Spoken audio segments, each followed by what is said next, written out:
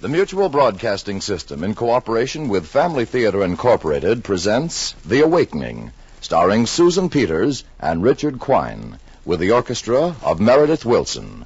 Alan Jones is your host.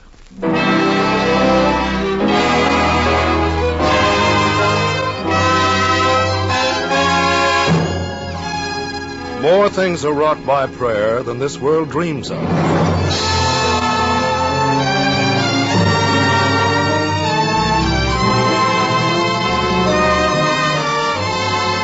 Good evening. This is Alan Jones. I guess I don't have to tell all you who listen to us every Thursday night what a wonderful, important thing a family is. You know. And you know, too, that the purpose of this family theater is to remind you that prayer, yes, prayer, family prayer, can do more than you can dream of to keep your family a wonderful thing. A happy family that knows they can win by sticking together. And when it comes to the importance of a family, to our country and to us as individuals, I'd like to point out that this particular week is being observed as National Family Week, a week that belongs to us all. So, if you haven't been doing things together as a family, working together, playing together, praying together, now's a good time to start. Start tonight by praying together. Start right now by listening together to your theater, the Family Theater, as we bring you tonight's play.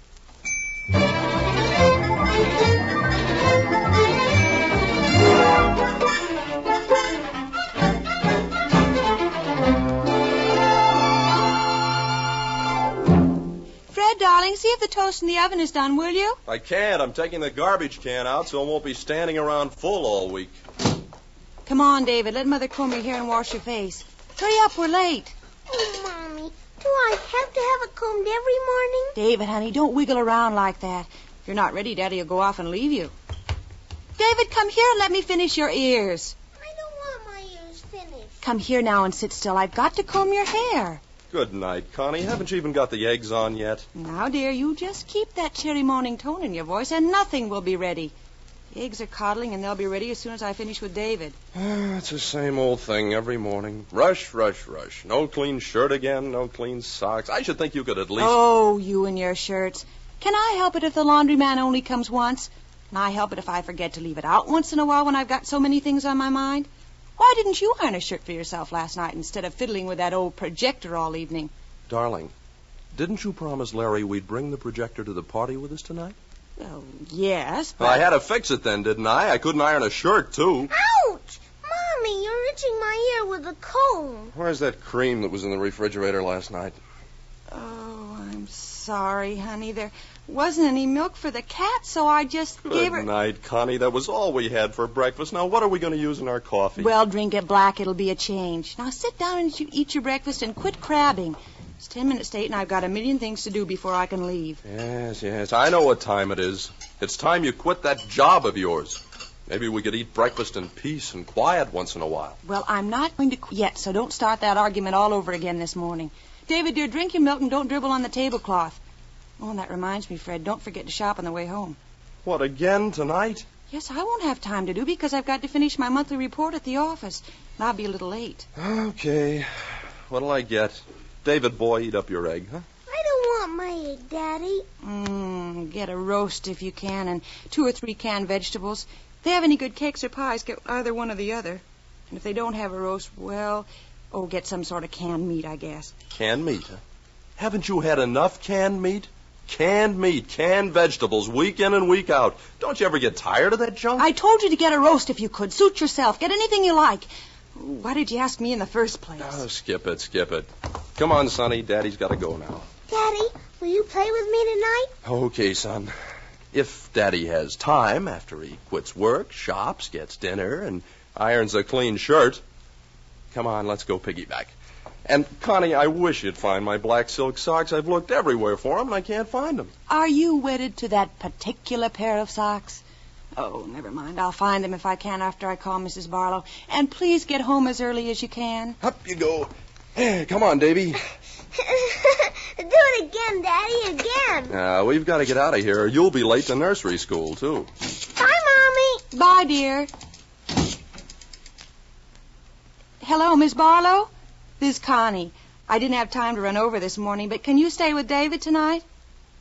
Oh, thanks a lot. We'll leave about 8 o'clock, I think. It's an anniversary party for the Allertons. Yes, I am. What time have you? 8:45. Oh, heavens, our clock is slower than usual. I told Fred to get it fixed, but he always forgets it. Darn, I haven't done my dishes or beds or anything yet. Well, thanks again. Bye.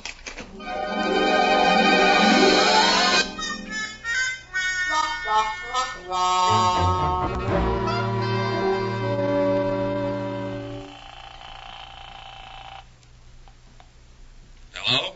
Fred, listen, dear, this report is the peskiest thing I ever typed. Nowhere near finished with it. So will you go by and pick up David on your way home, and don't stop to do any shopping. You and David just go into Merrill's and eat your dinner. I'll get 'em all at the drugstore on my way to the bus. Well, can't you type the report tomorrow, Connie? Well, you know how Mr. Mack is. It's got to be in the mail tonight, or we'll be hearing from the home office. Well, tell Mr. Mack you have an engagement. Please don't argue, Fred. You're only delaying me. I'll get home as fast as I can. Bye.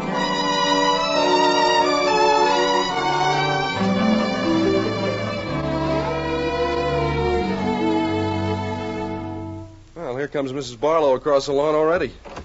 Come in, Miss Barlow, right on the dot. I don't know what the Newberrys would do without you. There wouldn't be any social life for them, I guess. Oh, you know, I'm always glad to help out whenever I can.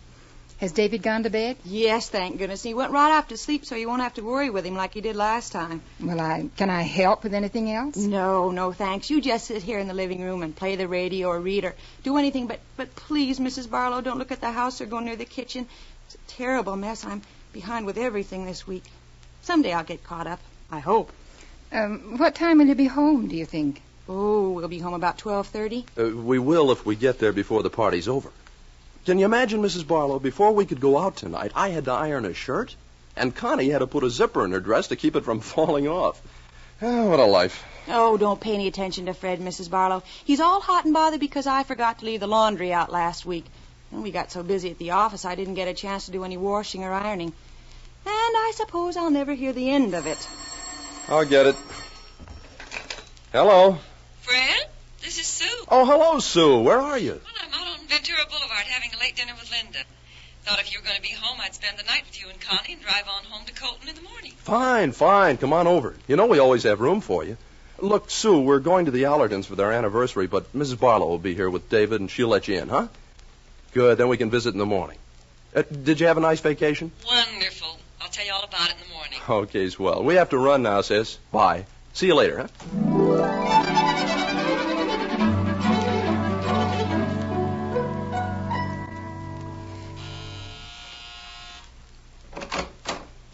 Oh, good evening. Good evening. Well, you're Mr. Newberry's sister Sue, aren't you? Mm-hmm. He said you'd be along about this time. Come on in. Here, let me help you with your things. Well, might as well leave them right here in the living room. This is where I always sleep. Hope I can find a clean sheet or two.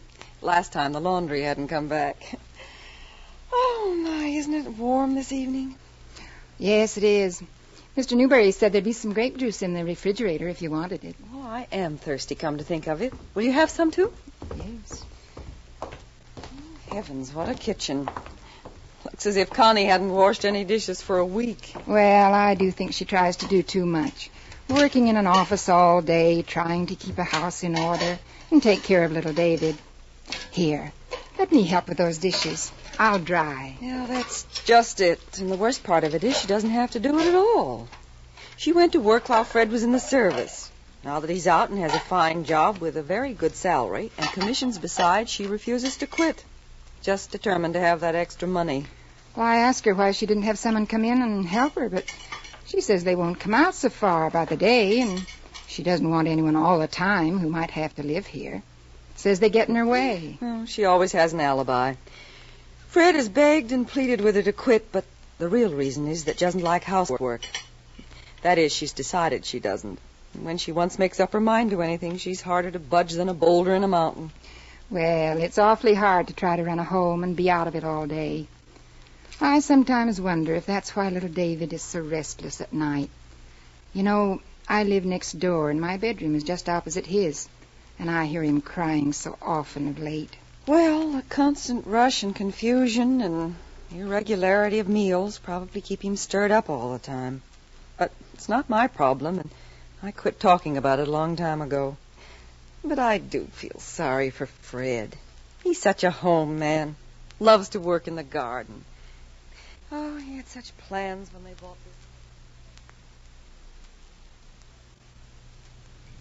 Well, where in the Sam Hill is the place, anyway? Pardon me, sir, could you tell me where 1717 Lansing Drive is? Let me see. Lansing Drive. Yeah, 1717. Oh, I know now. You've passed it. You'll have to go back down this road about 3 miles after you make the turn at the foot of the hill. Swell. Thanks very much. Well, that's what we get for arguing. Well, who started it? Well, we won't go into that, but I'll tell you this much. If you don't give up that job but quick, I'm going to... You're going to do what? Plenty. We don't need your salary, Connie. You know it as well as I do. Oh, don't we? Well, you know as well as I do we couldn't belong to the country club without it. We couldn't have our cottage at the beach, and we couldn't take that lecture course, and... Right.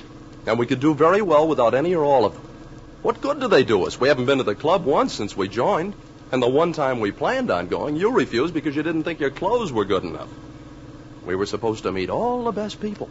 Further my business connections, according to your ideas. We will later on. Oh, no doubt. In the meantime, we've spent just one weekend at the beach. We go to the lectures, and both of us are so sleepy and tired after working all day we can't even keep awake. But, Fred, it won't always be this way. No? So we keep throwing our money away while we go around in circles. You work, I work, we never get time to play with David. And this year finds us just where we were last year. Now, let's quit kidding ourselves, Connie. You promised to quit a year ago. But don't you realize that I want to get the beach place paid for? I realize this. When we got married, we planned that as soon as I got out of the service, we'd have a real home, not a camping setup. Oh, darling, I want my boy to grow up knowing what it is to have his mother around the house. I like to have him run out to meet me when I come home. I like to smell dinner cooking and feel like I have some place to come to. You, Connie, at home, not dashing in, tired to death, opening cans. Well, why didn't you marry a cook? I married the girl I wanted. And I'm not going to let any office job come between her and me. I know what I want, Connie, and I mean to have it. All you want is to bury me at home with your old pots and pans. A woman's place is in the home stuff. Too bad you didn't live in the bustle age. Too bad you don't get yourself a hotel room and a can opener. You'd probably be just as happy. Evidently, you prefer to have our home life go the way of Edna's and Frank's on the rocks. But it's not going that way. If I have to tie you down, I'm warning you. So you're warning me. Well, let me tell you a few things, Mr. Fred Newberry. I'm not going to be a household drudge for you or anybody else.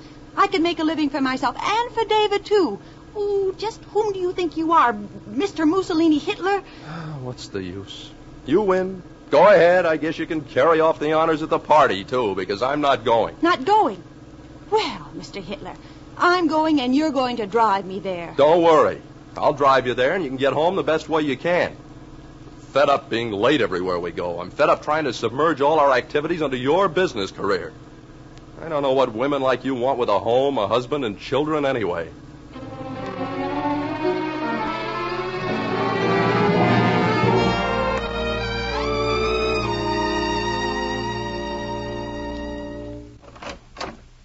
Fred, what are you doing home so soon? Is the party over? Where's Connie? She went to the party. I didn't. You didn't go? Why? Oh, Sue, I don't know what's the matter with me, with Connie. I was so angry with her tonight I could have boarded a freighter for the Solomon Islands and never come back. Fred, what in the world's happened? Oh, nothing at all. It's the same old story. That job of hers. It's wrecking everything. Oh, you're just tired. I'll say I'm tired. I feel like a bird with no feet, no place to light. Sue, is it so wrong for a man to expect his wife to keep a simple home? All we do is sleep here. Half the time we don't even eat our meals at home. No order, no system, just a couple of jumping jacks with no head, no socks, no shirts, Well, you're a grown man. Can't you take care of your own socks and shirts? Sure I can. Live alone. It's not that, Sue. It's just that no home can be normal without somebody giving some thought and time to making it that way. That's a wife's job. It's my job to make the living, and I'm making a pretty darn good one. Well, you happen to marry a girl who's not domestic. She can't help that. She likes office work. She's just not the domestic type. Domestic type, my eye. She's just stubborn. She wants that extra money to keep up with the Joneses. I made the mistake of telling her so tonight. We argued like a couple of wildcats. Oh, something's happening to us, Sue. We're always arguing. She's working too hard down there, and she won't admit it. Well, I think you should have taken things into your own hands long ago. It's time little Connie learned a thing or two about her responsibility to her home. Something's got to be done. Well, I've tried every way I know.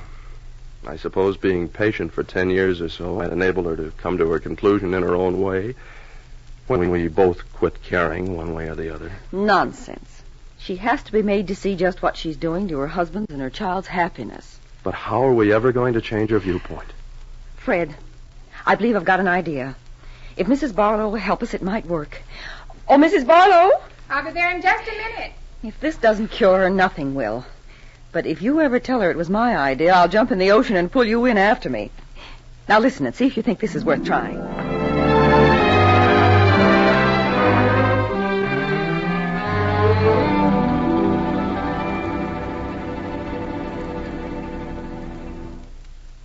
Good night. Thanks for bringing me home. I'll call you tomorrow, Dorothy. Good night. Oh, Sue, did we wake you up? I forgot you'd be sleeping in here. No. Oh, I haven't been asleep. Got interested in this book and I just couldn't put it down. What time is it anyway? Oh, it's just 1 o'clock. Has Miss Barlow gone home? Yes, I told her to go early. No need to keep her here when I was going to be here all night. Where's Fred? Fred? Didn't he come home? Isn't he here? Wasn't he at the party with you? No. And you wait till I get hold of that old sorehead. We had a wonderful time at the party. Met some lovely people invited specially on our account. And just because we were late and we got into a really terrific argument and both said things we didn't mean, he suddenly announces that he's not going. So I went by myself. Oh, I was so mad at him I could have boiled him in oil. Oh, well, he probably went to a show. I was never so embarrassed in my whole married life. Imagine not going to a party when it was right at the door. Oh, I'm going to lecture him what he does know about etiquette in a manner he won't soon forget. Everybody wanting to know where he was, and I having to make up all kinds of excuses that sounded reasonable. Oh, just wait till he comes home.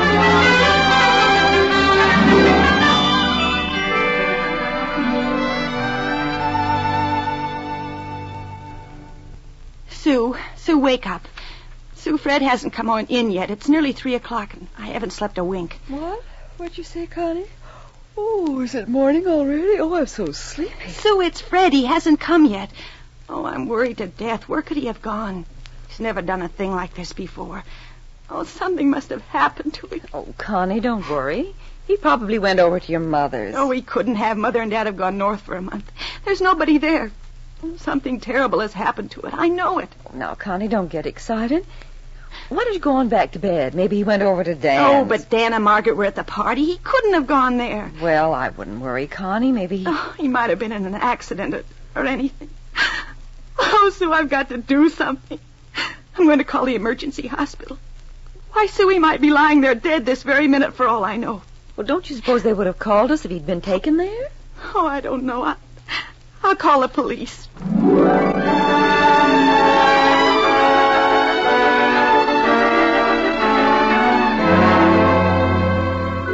Emergency hospital.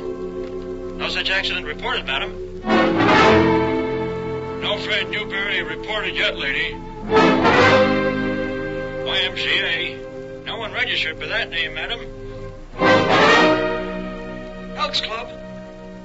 No one with that name on the register, ma'am.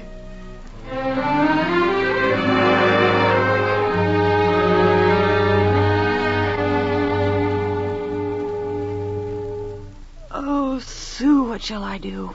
Where can he be? Oh, if only we hadn't quarreled. I'll never say another cross word to him as long as I live. Oh, Sue. Connie, you mustn't get so upset. I know he's all right. How do you know it? Look at the people who are killed in automobile accidents every day. The road out to Larry's is an awfully bad winding road. Might have gone over to the other side and down the hill. Maybe he's lying there right now. Oh, Connie, stop imagining things. He's liable to walk in any minute. Oh, no, he wouldn't stay out like this and worry me. You know he wouldn't. Not my Fred. Oh, Sue, do you think he might have gone down to the beach cottage? Oh, I don't think he'd do that, Connie. 20 miles? Well, maybe he thought he'd just ride down there and cool off. He was so angry with me. Oh, because of that old job that I can't pry myself loose from. Oh, Sue, will you let me have your car? I've got to drive down and see if he's there. I can't stand not knowing where he is. Or will you go with me? Well, what about David? We can't leave him here alone. Well, we could wake up Mrs. Barlow and ask her if we can't leave him over there until morning. Oh, no. I think it'd be better if she came over here so we wouldn't have to wake him up. I'll run over there right now. You get dressed and try to relax.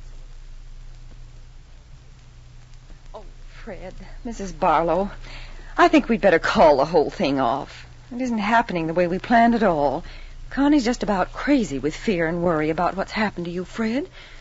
I can hardly stand not to tell her that you're right here and have been all the time. What happened, Sue? What did she say? We saw the lights go on a little while ago, and we expected you sooner. Oh, she was planning to give you a good lecture when you did get home. After she went to bed, though, she couldn't sleep because she began to worry. Then she woke me up.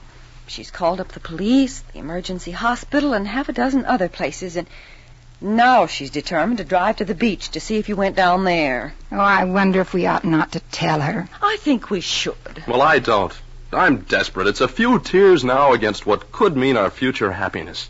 And I'm willing to take my chances on getting her cured once and for all. Oh, but Fred, that long drive at this time of night? Well, I'll trail your car a couple of minutes behind you all the way. We've stayed up this late, Mrs. Barlow. Can you help us out for the rest of the night? Why, of course. I'll just go over to your house and stay until you get back. Well, I'm afraid Connie might actually make herself ill. You've no idea the way she's carrying on. Oh, I don't want anything serious to happen either, Sue, but half the troubles of married couples today are just like ours. And for once, I'm going to use my head. Well, all right. But remember, I didn't bargain for anything like this.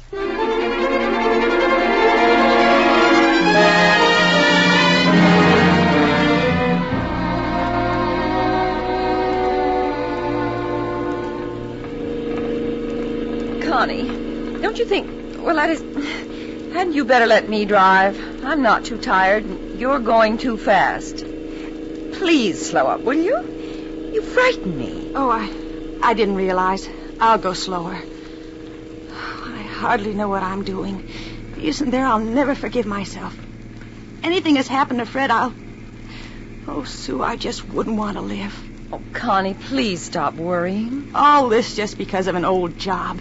Argument. But there's so much more back of it than that, Connie. I don't see how you or any other girl can expect to do justice to a house, a 4-year-old child, a husband, and an 8-hour-a-day exacting job. There just are not enough hours in the day to take care of it all. You ought to be able to see that. Somebody always gets the little end of a setup like that. There's no way to make a home. But hundreds of women do it. Successful wives and mothers. Well, look at the broken homes. You think they just break themselves up? Making a home for a family is an all-time job. Oh, Pooh, that's old-fashioned. You sound like Grandma Jackson. Well, I agree with you. Home is an old-fashioned idea. Just like the multiplication table and the alphabet. But they all work when we apply them. The same as a home grows to mean something when somebody is working at it. Oh, Sue, you're just an old maid with theories. What do you know about husbands and children and homes and... Oh, forgive me, that was mean. I didn't mean to say a thing like that. Oh, Sue, I don't know what I'm talking about. Connie, dear, of course I forgive you. But if I could only make you realize what you're doing to Fred, to yourself, and to David. But if others can do it, why can't I? You know how I dislike housework. But it isn't your job to get out and make the living. Your job, the one you took on when you got married, is to make the home. It's the whole basic idea of marriage itself, whether you like it or not. Otherwise, it becomes just a box of April Fool's candy. Sweet in a bitter sort of way. Connie, you're not even listening. I was just thinking of Fred. If he's not down at the cottage. Connie, slow down. For heaven's sake, you're up to 60 again.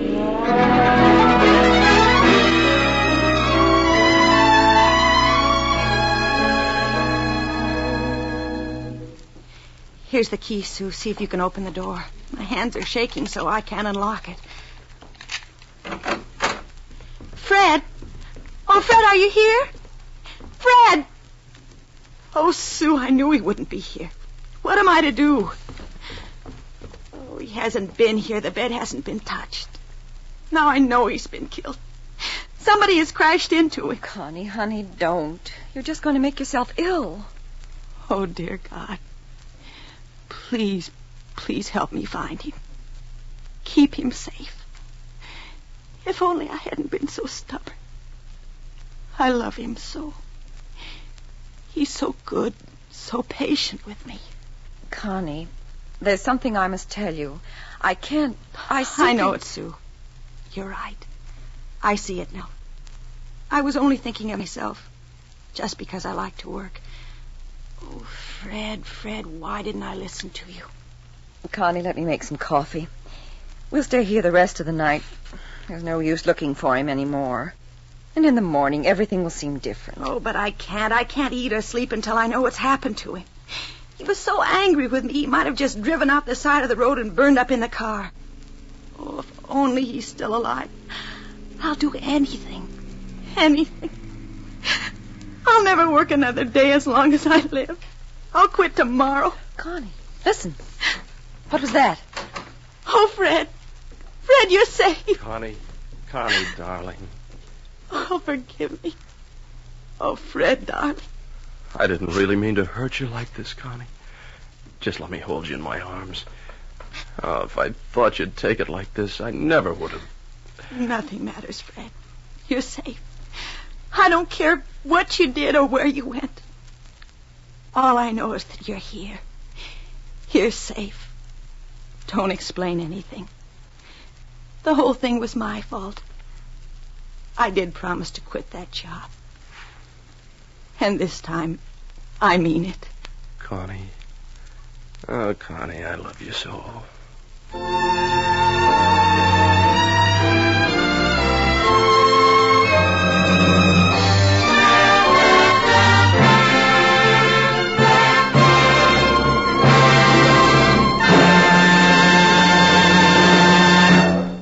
This is Alan Jones again. I wonder if you are as interested as I am in this fact. In looking through the records of juvenile delinquency and psychological surveys, you'll find they'll all agree on this one thing, that the effect of the home is the greatest single factor in establishing and maintaining moral values. Nothing else can take the place of the home in that respect. The family is the strongest fortress we have as a nation. That's why it's so important to have the right kind of family, a happy family, a good family. And that kind of a family isn't a matter of luck. It's a matter of pulling together in every way. It means being interested in each other, working together, having fun together, being proud of each other, and praying together. Because just as nothing can take the place of the family, nothing can take the place of family prayer. A family that prays together stays together. We said at the very beginning of this program that more things are wrought by prayer than this world dreams of. Well, you'll never know how much a prayer can do until you've said one. And it shouldn't be hard to pray. After all, prayer is a talking to God. So pray tonight as a family, just a simple, sincere prayer for the help you need. Pray together tonight, tomorrow night, every night.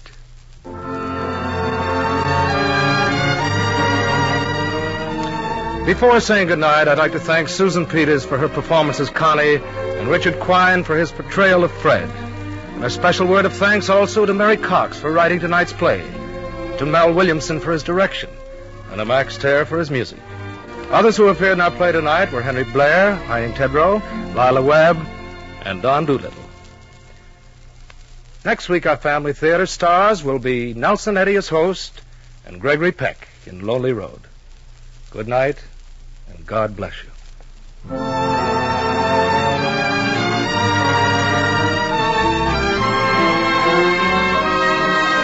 This series of the Family Theater broadcast is made possible by the thousands of you who felt the need for this kind of program, by the Mutual Broadcasting System, which has responded to this need, and by the actors and technicians in the motion picture and radio industries who have volunteered their services to fulfill it. This program is heard overseas through the facilities of the United States Armed Forces Radio Services.